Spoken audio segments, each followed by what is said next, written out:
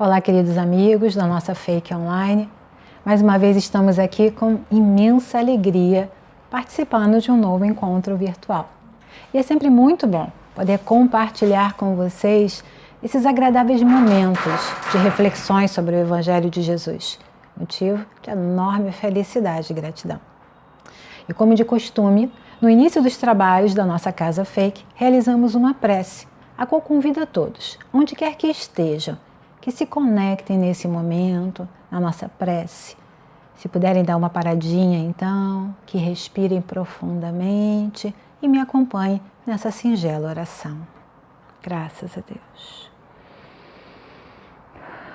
Queridos amigos espirituais, querido e amado Mestre Jesus, Divino Conselheiro, médico de nossas almas, aqui estamos uma vez mais para refletir sobre as passagens do Evangelho, o convite da Boa Nova. Rogamos a vossa permissão bendita e, sobretudo, a permissão do Pai Criador, para que as palavras que aqui serão ditas possam ressoar no nosso íntimo, tocar o nosso coração e nos auxiliar nesta caminhada tão desafiadora chamada existência. Porque nisso cremos, porque nisso acreditamos, iniciamos mais uma videopalestra, mais um estudo. Estamos juntos, graças a Deus. Muito bem, mais uma vez eu agradeço a todos que aqui estão, que nos seguem no nosso canal Fake Online, né? E aproveitamos para comunicar aqueles que ainda não participam do tratamento espiritual presencial, porque estamos atendendo presencialmente, ou aqueles que já participaram e desejam retornar, que estamos aqui abertos, né? Basta procurar a nossa equipe de atendimento fraterno, a qual irá receber a todos com o costumeiro acolhimento, né? Com a habitual amorosidade da nossa casa. O nosso atendimento fraterno, ele funciona nos mesmos dias que as palestras que compõem o tratamento, ou seja, às terças-feiras à tarde, a partir das 15 horas, às quartas-feiras, a partir das 18 horas e os sábados pela manhã, a partir das 9 horas. Estamos aqui para atender a todos com carinho. E lembramos também que a nossa evangelioterapia, cromoterapia, está em novo horário, para aqueles que terminam a primeira fase do tratamento, que já participaram das 24 primeiras reuniões, 24 primeiras palestras. Então a cromoterapia funciona agora às 11 horas. Fiquem absolutamente tranquilos, pois continuamos adotando todos os critérios de segurança estabelecidos pelas autoridades sanitárias locais, para que o bem-estar e a segurança de todos estejam em primeiro lugar. Esse é o nosso compromisso. Por último, não menos importante, reiteramos que somos uma casa totalmente voltada para a assistência, para a caridade, né? Ou seja, todos os atendimentos realizados em nossa fraternidade espírita são gratuitos, mas nós temos despesas para a manutenção da nossa casa.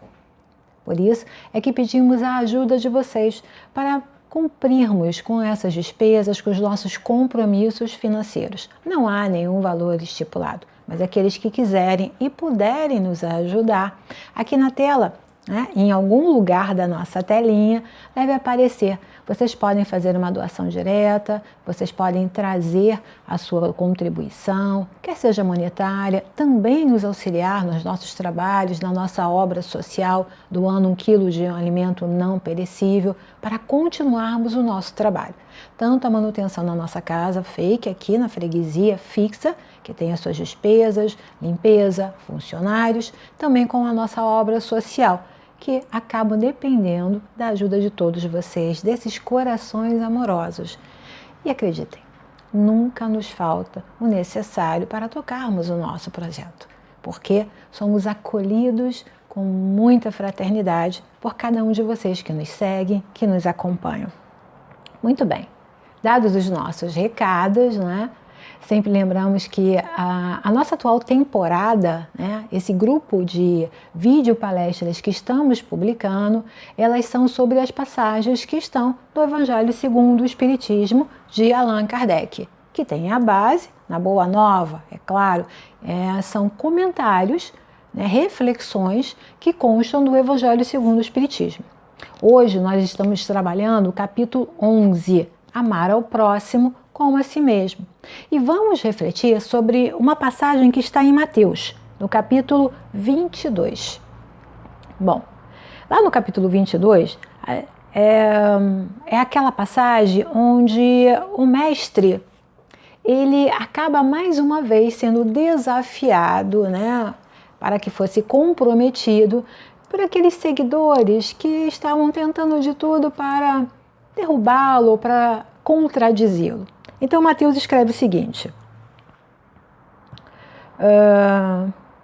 os fariseus e os herodianos enviaram discípulos, dizendo: Mestre, sabemos que és verdadeiro e que ensinas verdadeiramente o caminho de Deus, e não dás preferência a ninguém, pois não olhas a aparência dos homens. Bom, pegaram de forma bem política, né? Bem mansinhos. E aí vem a pergunta: dize-nos, pois, o que parece. É lícito ou não dar censo a César? Jesus, conhecendo a maldade deles, disse: por que me testais, hipócritas? Mostrai-me a moeda do censo. E trouxeram-lhe um denário. E diz-lhes: de quem é esta imagem e a inscrição? E eles dizem: de César. Então Jesus lhes diz: restituí, pois, a César as coisas de César, e a Deus as coisas de Deus. É bom trazer para vocês que, na tradução que eu acabei de ler, nós temos a palavra censo, né? A palavra censo, em algumas traduções do Evangelho, elas são encontradas como imposto ou como tributo. São sinônimos, por assim dizer, né? Censo era a medida de avaliação e também um tipo de imposto usado à época de Jesus, né? Essa tradução é a feita por Haroldo Dutra Dias. Ele traduziu o Evangelho, né? A Boa Nova, que a gente usa como base dos nossos trabalhos. Bem, eu não preciso destacar o quanto o pagamento desse imposto era matéria de grande dissabor, não é? Os judeus, eles abominavam, né, ter que pagar um tributo a Roma. De tal forma, isso era tão, enfim, era algo tão constrangedor, era algo tão na conta do renovação dos ânimos, que eles fizeram dessa questão do pagamento de tributo uma questão, inclusive, religiosa. É o que está no Evangelho, né? Mas o texto que eu acabei de ler, ele nos leva a mais uma questão, né? Quanto à validade de pagar ou não imposto. Porque, no primeiro olhar desse texto, nos parece ser isso, né? É um convite a se pensar sobre pagar ou não imposto. Afinal, essa foi a pergunta. Mas, refletindo sobre esse texto, eu fiquei pensando o seguinte: Jesus, ele nem considerou a questão de pagar ou não imposto na sua resposta. Nem considerou a questão se seria certo ou se seria errado fazer o pagamento do imposto. E é por isso que eu, mais uma vez, os convido a pensar nesse episódio que Mateus nos apresenta, ampliando o nosso olhar e aplicando-o, sobretudo, na nossa vida. Vejam que está no Evangelho segundo o Espiritismo, né, que corrobora um pouquinho desse meu convite a repensar a questão. Está escrito lá: esse princípio é consequente daquele segundo o qual devemos proceder para com os outros como queiramos que os outros procedam para conosco. Ele condena todo prejuízo material e moral que se possa causar a outrem, toda a postergação de seus interesses. Prescreve o respeito aos direitos de cada um como cada um deseja que se respeitem os seus. Estende-se mesmo aos deveres contraídos para com a família, a sociedade, a autoridade, tanto quanto para com os indivíduos em geral. Vejam, ainda que Jesus estivesse totalmente comprometido com a vida espiritual e agisse sob a ética gravada nas leis divinas, Jesus não veio derrogar quaisquer leis. E para tal, ele usa nessa passagem a habilidade da mediação de conflitos. Mediar conflitos é ampliar horizontes, apresentar novos quadros àqueles que estão envolvidos somente pela dualidade do acontecimento. Percebam, o nosso mundo é bem dual. Existe o certo e o errado, o esquerdo ou o direito, né? Nesse modo de pensar que chamamos inclusive de um modo cartesiano de pensar. Logo, ao contrário do que pensavam aqueles homens que queriam testá-lo, conforme está na passagem do Evangelho, Jesus não contrariou a lei vigente e também não se contradisse no tocante à sua proposta de renovação espiritual. O que ele diz? Né? Qual a resposta que ele dá? Restitui, pois, a César as coisas de César e a Deus as coisas de Deus. Vivemos em um mundo material, né, por conta de estarmos encarnados. No entanto, somos espíritos imortais. Essa é a nossa essência. E, portanto, deveríamos nortear nossos caminhos, nossas escolhas, pela ótica do espírito. E o desafio está em como conciliar isso. Penso que essa seja a questão principal que envolve essa passagem. Conciliar a ética gravada nas leis divinas e a moral expressa nas leis humanas. Não está em foco aqui se o pagamento do imposto, dos tributos, é lícito ou não, como na pergunta capciosa feita a Jesus. Mas o que é adequado e próprio àquela moral, àquele princípio legal. Vamos fazer o exercício aplicando a questão às nossas vidas. Vejam, existem leis que até não pegam, por assim dizer, né? Não são cumpridas, apesar de existirem. Por quê? Porque perdem o sentido ou porque a proposta a que se aplicavam não faz mais sentido. Eu gosto de pensar, por exemplo, na proibição do uso de celular nas agências bancárias. Essa é uma lei que definitivamente não pegou, né? Ela existe, mas não é observada por qualquer pessoa, inclusive aqueles que trabalham lá dentro. No entanto, o seu fundamento, a sua criação, tem valor, tem um motivo para ter sido criada, né? Existia um tipo de furto chamado saidinha de banco. Alguns mais antigos, né, mais da minha idade, vão lembrar disso. Talvez os mais jovens não se lembrem, porque estamos numa era tecnológica de bancos digitais. Mas sim, existia no passado um tipo de furto que era chamado saidinha de banco. Ou seja, alguém ficava dentro da agência e ficava lá de olho no caixa, né? E por telefone informava o comparsa que estava lá do lado de fora. E aí, quando a pessoa que tinha acabado de sacar a sua quantia, geralmente eram pessoas idosas ou pessoas desacompanhadas, ou que apresentavam algum tipo de fragilidade. E aí, esse comparsa lá fora, e aí realizava o furto, levava todo o dinheiro da pessoa. Essa era uma prática tão comum e em quantidade que os bancos começaram por retirar as cadeiras de espera das agências, para que ninguém ficasse lá sem ter um propósito, né? E aí depois veio a lei que proibia o uso do celular, algo que na prática realmente não funcionou.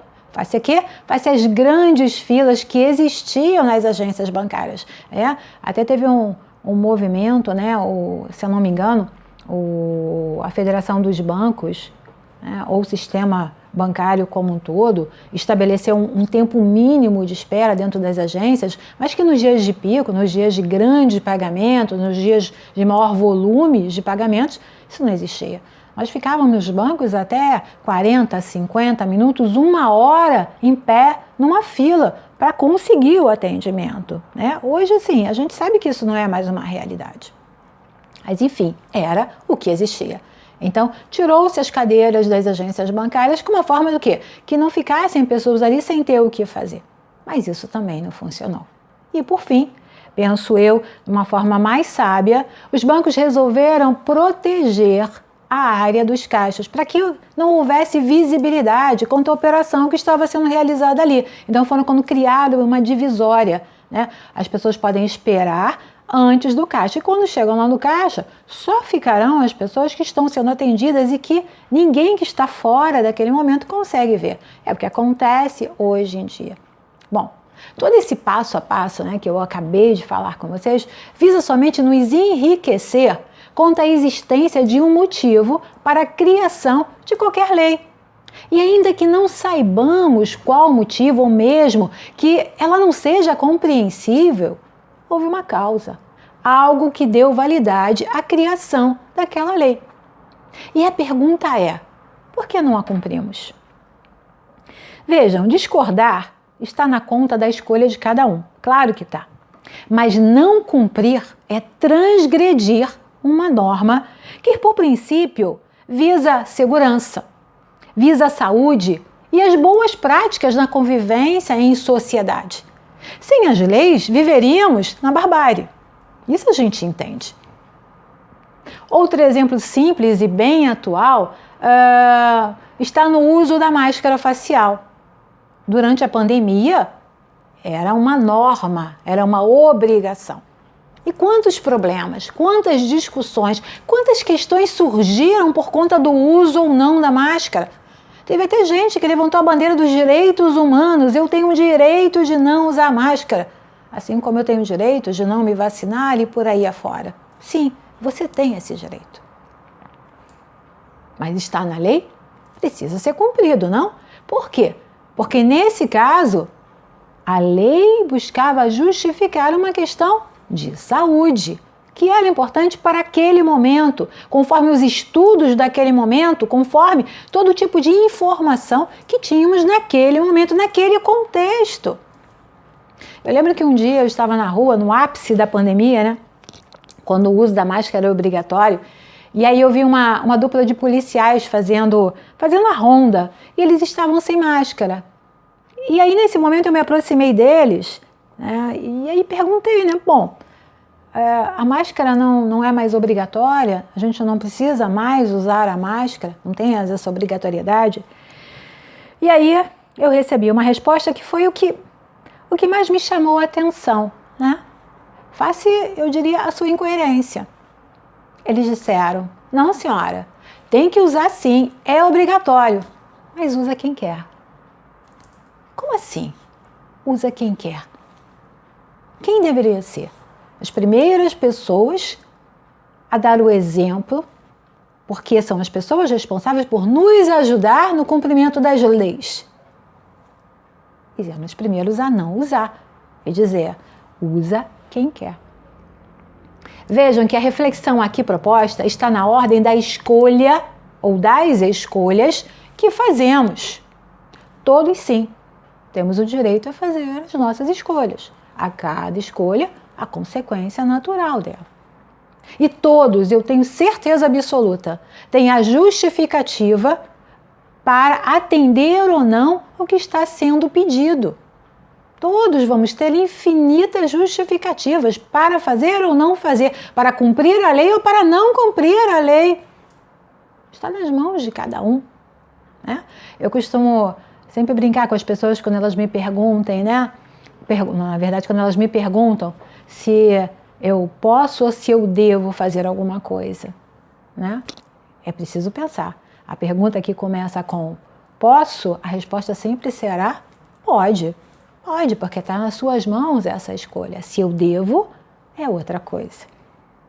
Então a questão aqui proposta é lícito pagar o imposto? Ou seja, devemos pagar o imposto? Todos nós temos impostos e tributos que precisamos pagar. E a resposta será sempre sim. Devemos pagar o imposto.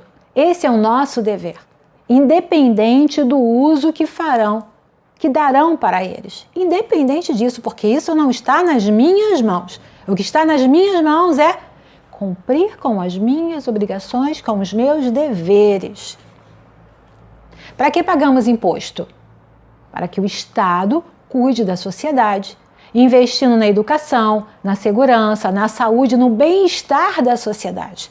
Se fazem isso ou não, isso é outra questão. Assim como se exercermos ou não a devida fiscalização para o bom uso desses recursos, também é outra questão. Aqui a gente não teríamos tempo para poder abordar isso, mas também faz parte do dever e do poder. Fato é que o pagamento, assim como o cumprimento da lei vigente, enquanto inseridos nessa sociedade, nesta encarnação, é dever. Querem ver um outro exemplo mais simples, né? Talvez menos polêmico do que pagar os impostos e os tributos, né? Que são devidos ao Estado? Está justamente na questão condominial. Devo pagar a cota condominial? Quem mora em condomínio possivelmente vive o episódio da inadimplência. Algo que sempre gera muitos conflitos na reunião condominial, não é? Então, assim, o pensamento aqui não é se devo ou não pagar. Eu acho que o pensamento aqui, nessa questão de cota condominial, é por que não pago? Não é isso? Podemos ter várias justificativas. Ah, não pago porque não tenho dinheiro. Eu fali e não tenho recursos financeiros para tal. Ok. Você não tem dinheiro, você faliu, você não tem como pagar. Mas a pergunta é, e como ficam aqueles que dependem desses recursos? Ficam inadimplentes também? O porteiro, o zelador, o faxineiro, que dependem dos salários para arcar com a sobrevivência, para arcar com o mínimo, para darem conta da sua existência material? E a água e a luz, que independente de pagar ou não a cota condominial, eu consumirei. Porque isso está tudo embutido no próprio condomínio, raras exceções, é claro, mas sim, na grande maioria, a luz do prédio, receber a minha correspondência na caixa de correspondência que o porteiro coloca, né? A limpeza dos ambientes, isso tudo eu uso. Mas eu não tenho dinheiro para pagar. Cada um precisa encontrar a sua solução e pensar sobre, né, o quanto que a minha ação impacta no outro, o quanto que a minha escolha acaba por envolver as outras pessoas. Porque a minha pressa deve ser maior que a pressa do outro e por isso eu acelero o meu veículo, uso a contramão para ultrapassar todos os que estão parados no semáforo. Ou ainda, uso o acostamento para acelerar o meu veículo no engarrafamento. Por que faço essas escolhas? Porque escolho contrariar a lei de segurança. Por quê? São essas pequenas questões do dia a dia que trago para a reflexão. O quanto estou disposto a transgredir as leis vigentes sem considerar as consequências para o outro. Não falo nem as consequências pessoais. Eu aqui estou trazendo as consequências para o outro e que na maioria das vezes eu nem me dou conta. O quanto estou ocupado com as minhas necessidades, com as necessidades do ego, que desconsidero totalmente o outro. E não está no primeiro mandamento, a lei do amor? Amar o outro. Eu cobro da sociedade, da família, cobro dos amigos, do mundo inteiro, atitudes, ações que possivelmente ainda não estou realizando. Quando aqui dizemos que a lei do amor é uma atitude, estamos alinhados ao convite e aos exemplos de Jesus. Não fazer ao outro o que não gostaríamos que fosse feito a nós. É o princípio do amor-atitude. e está inserido desde as mínimas ações até as amplas. Nenhuma mudança acontecerá na sociedade de forma isolada, porque a sociedade é o conjunto de indivíduos. Se os indivíduos mudam, a sociedade refletirá essa mudança. Então é preciso fazer o dever de casa, cada um dentro do seu pequeno universo. Há de trabalhar as mudanças, as transformações necessárias, tendo por base a ética inquestionável de Jesus, que está lá, gravada no Evangelho de Luz, na Boa Nova. Eu comecei esse encontro falando sobre a habilidade de mediador de Jesus. E eu finalizo ressaltando justamente esse ponto. Que tenhamos a habilidade de mediar os conflitos da existência, ou seja, pensar para além dessa dualidade limitadora, onde somente enxergamos duas possibilidades, o certo, o errado, o quente ou frio, o bonito ou feio, o pobre ou rico, e perceber que há muito mais coisas entre as extremidades. É uma habilidade a ser cultivada. A habilidade que requer o repensar as situações, sair do lugar comum, sair do seu pequeno mundo, ir além. Pensar antes de falar, encontrar soluções alternativas para os desafios propostos nessa nossa vida de relação. É ser menos reagente e mais paciente, tolerante. É treinar a escuta para ouvir mais do que o verbal, mais do que as palavras ditas. Quando ampliamos os quadros à nossa frente, quando nos permitirmos avançar para além do habitual e do politicamente correto, é quando encontramos o meio do caminho. O meio do caminho nessa longa estrada chamada existência, de tantos desafios, mas de tamanhos convites. E nesse momento é que confirmamos que a melhor parte dessa viagem chamada vida não é chegar, mas sim aprender a apreciar as maravilhas que se descortinam nesse longo percurso. Afinal, como nos diz a canção, não é, meus irmãos? Daqui só se leva o amor.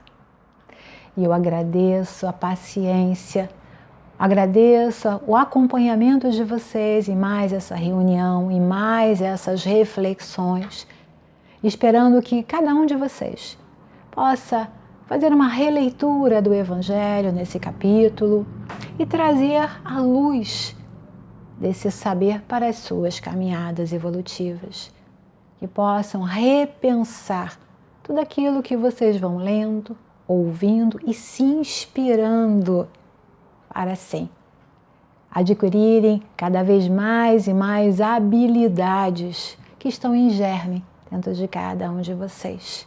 A habilidade da mediação, a habilidade do acolhimento, a habilidade da fraternidade, a habilidade que faz com que o amor seja uma atitude permanente em nossas vidas.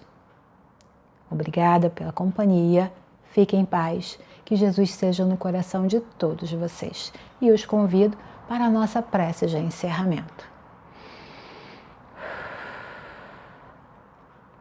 Graças a Deus, agradecemos a equipe espiritual que nos envolve, que nos intui, que nos permeia.